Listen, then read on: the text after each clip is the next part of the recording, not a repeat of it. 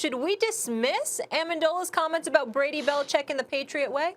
Absolutely. It should be utterly dismissed. And I like Danny Amendola. I've met him a couple of times, and I'm really very fond of him as a person and as a player. But I think that this was incredibly insulting, very disrespectful, and dare I say, flat out ignorant.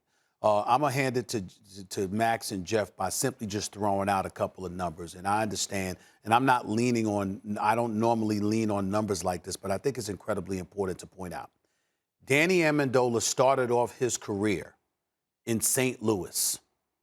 He had a 1-15 season. He had a 2-14 season. Okay? Needless to say, they didn't win. He goes to New England. They go to 5 straight AFC championship games. Every year he was there. 3 times they won the Super Bowl. 2 times they ended up Super Bowl champions. Danny Amendola is a bright guy. He plays football. He knows football. Last time I checked, he knows they have special teams. He knows they have a defense. The New England Patriots was ranked as a top 10 defense every single year he was there. 3 times they were top 8. 2 times they were top 5. 1 time they were the #1 defense in the National Football League. It wasn't just Tom Brady. And so you take that into consideration, and then you combine that with the fact that he departs and goes to Miami. It's a 7-9 season. Then he joins Matt Patricia, his former defensive coordinator with New England, who took over the job at Detroit. Their record in 2 years in Detroit was 3-12-1 and 5-11, if I remember correctly. That is an 8-23-1 record.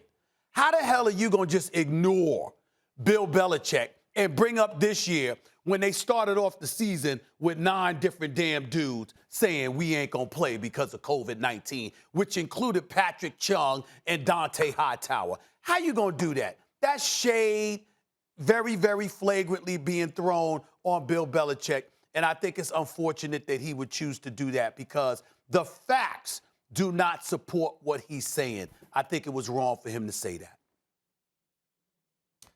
Well, I think we could take it with a grain of salt. Maybe he's salty at Belichick, but I can't just dismiss what a member of the team who was coached by Belichick and caught passes from Tom Brady has to say because, guys, let's not lose the forest for the trees, nor take what Amendola said here too literally.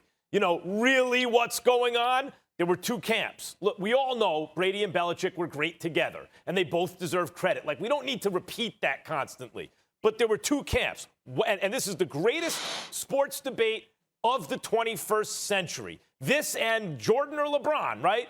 But this is unique to this century. Was it more Brady or was it more Belichick? People like me, I think most people, for the most part, thought, it's Coaches League. It's more Belichick. And Belichick is a great coach, and he even did a good job this year going 7-9. Stephen A., as you pointed out, 9 players opted, including some defensive stars, not to play because of COVID.